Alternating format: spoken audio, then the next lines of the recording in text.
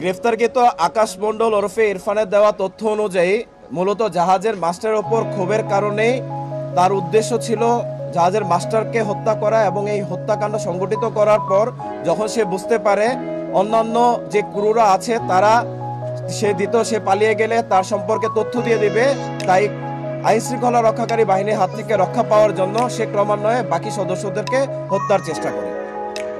গত 23 ডিসেম্বর 2024 তারিখ চাঁদপুরের হাইমচরে এমবি আল বাখেরা জাহাজে 7জনকে হত্যা ও একজনকে গুরুতর জখমের ঘটনা ঘটে।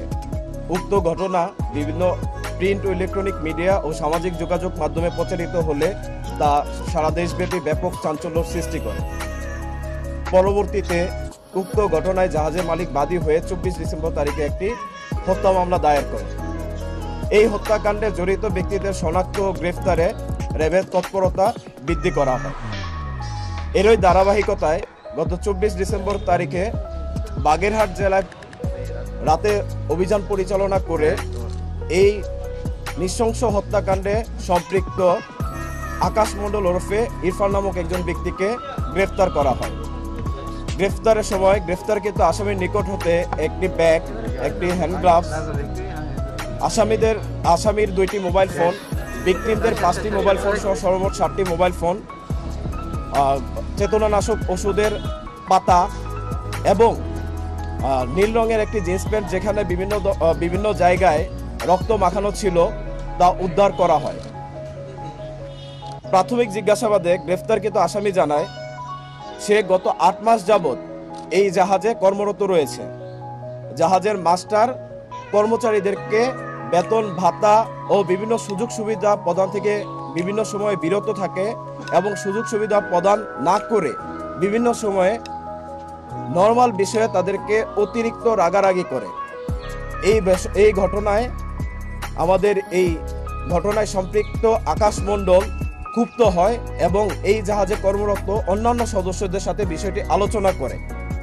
তবে আসামির দেয়া তথ্য মতে এই জাহাজে কর্মরত অন্যান্য যে কোনো সদস্য যখন কোনো রকম তাদের অধিকার নিয়ে কথা বলতে চায় তাদেরকে কোনো ধরনের বিচার বিবেচনা না করেই জাহাজ থেকে বিতাড়িত করা হয়, এমনকি তাদের বেতন ভাতাও প্রদান করা হয় না, যার কারণে জাহাজে কর্মরত অন্যান্য সদস্যরা তার সাথে একমত পোষণ করে এই অন্যায়ের প্রতিবাদ করত না। এমত অবস্থায় গ্রেফতারকৃত আকাশ মণ্ডলের মধ্যে ক্ষোভের সৃষ্টি হয় এবং এই ক্ষোভ থেকেই সে পরিকল্পনা করে তার এই মাস্টারকে উচিত শিক্ষা দিবে। এই পরিকল্পনার অংশ হিসেবেই আনুমানিক গত 18 ডিসেম্বর তারিখে তিনি 3টি পাতা ঘুমের ওষুধ ক্রয় করেন এবং নিজের হেফাজতে রেখে দেন।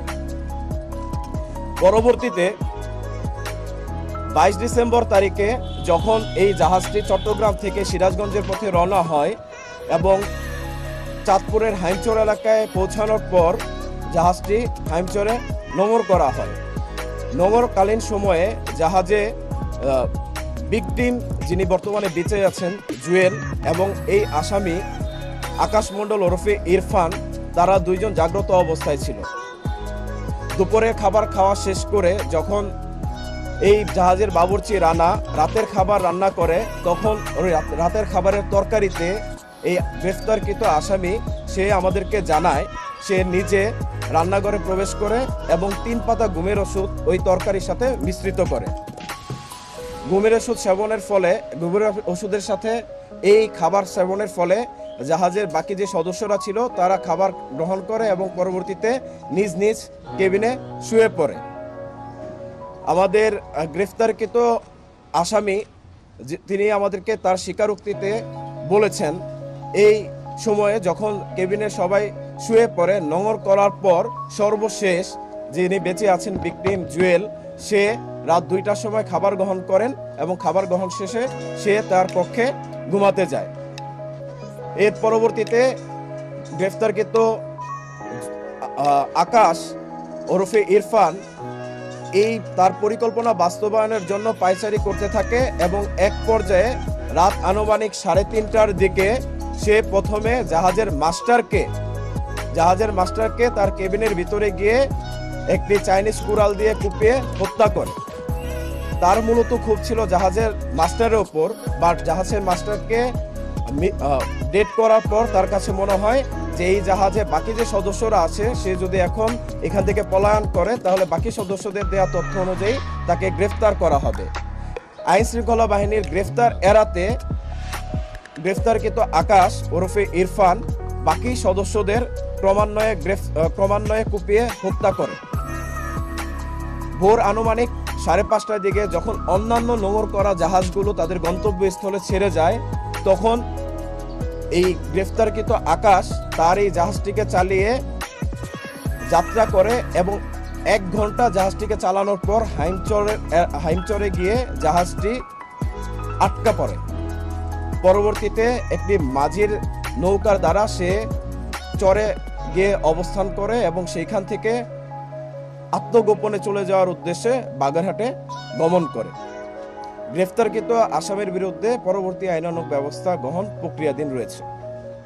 এখন পর্যন্ত আমাদের তদন্তে আমরা একজনকে পেয়েছি, অধিকতর তদন্তে হয়তো বা আরো কিছু পাওয়া যেতে পারে।